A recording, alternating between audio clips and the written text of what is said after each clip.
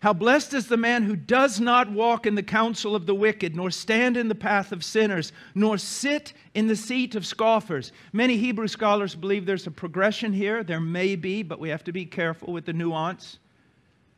And then when you look at it, first of all, does not walk in the counsel of the wicked. This is denoting an acquaintance with the wicked and coming under the wicked's influence. You've aligned yourself so that you're walking now with them. You're hearing their counsel. And it begins to have its impact. It says, does not walk in the counsel of the wicked, nor stand in the path of sinners. Now what you've done is you're no longer just being influenced. You have adopted their ways. You have become one with them. And then here's probably the most horrific. Horrific because I've seen it. I've seen it so many times. Nor sit in the seat of scoffers. So first you come under their influence. Then you adopt their ways. Then you sit with them against the godly. And you speak against the godly. And you mock the godly.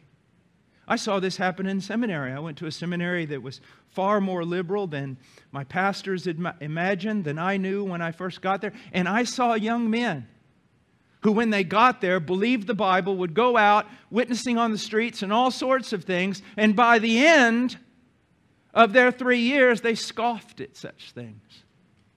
And they scoffed at someone who tried to walk in piety. And they scoffed at those who spoke of hell and heaven.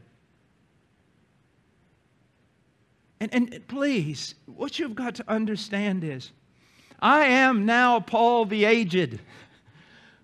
I'm not young anymore.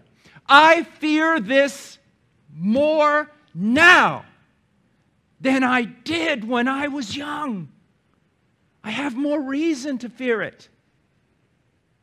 I choose my friends very, very carefully. I choose what I watch with great care. What I listen to with great care. What I read. Why? For the preservation of my soul. Listen, this is not just about going to heaven and get a reward. This is the difference between heaven and hell. Fighting the good fight and not coming under ungodly influence. So before we get to verse 2, where he's delighting in the law of the Lord, there are things he should not do. He should not do. Do you see that? Now, let's go back again to Romans. Do not be conformed to this world. The idea here is literally, imagine, when I was in Peru, we made adobe bricks for church buildings, for buildings, different things like that. And what you do is you've got this square box. It's about this big. You put sand in it. You wet it. Put some sand in it. And then you put the clay in it. And you press it down. You press it down. And then you flip it over. And the Amazon sun hardens that brick. And what's amazing, you walk out and there will be hundreds of these bricks. And they all look alike. How is it that they all look alike? They all look alike because they've been pressed out of the exact same mold. That's the idea here in the text.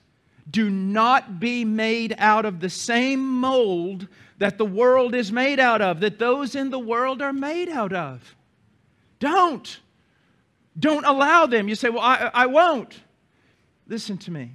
Listen to me very carefully. Most of us are awake about 16 hours a day.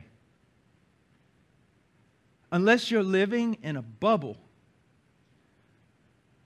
several of those hours you are coming under the direct influence of the world. In your workplace, in your school. This is unavoidable. But the things that can be avoided must be avoided. They must. They must. You are moldable. You know, there's this big ongoing debate about freedom, free will. But when you want to define it technically, you have to admit that there is only one person who has free will, and that's God. You do not have free will. Why do I say that? Not entirely. Why do I say that? Because you come under the influence of so many people, so many ideas. The context around you is constantly pressing in on you and influencing you, so that your ideas and your decisions are not wholly yours, but the influence of those around you. Only God is above that. He's the primal cause. He's the beginning. He's the first and the last. Nothing influences Him. He's free from that, but you're not. Neither am I. That is why I must be very careful with my companions. One of the things that I always try to search out is, if there's another preacher out there, another man out there that I know, when I leave him, do I always walk away wanting to be more like Christ? Do I walk away wanting to be a better man? You see? You need that. You need to become that for other people also. So he says, do not be conformed to this world. Don't do it.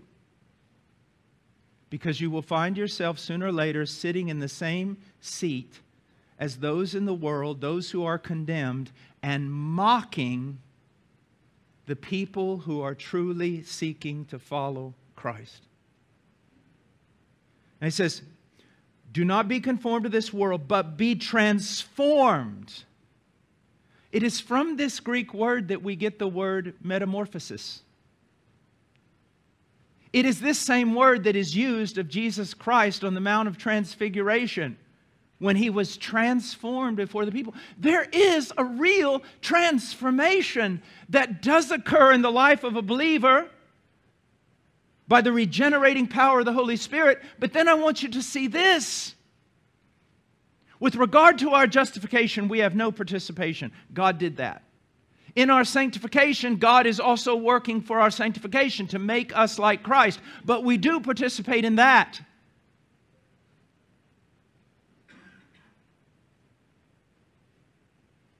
And that is why God has transformed us inwardly. God is transforming us so that what is inward becomes outward, but we also are to participate in this. Even ministers, because Paul tells Timothy, do these things that your progress would be evident to everyone who sees you. That your progress is evident, that you are growing.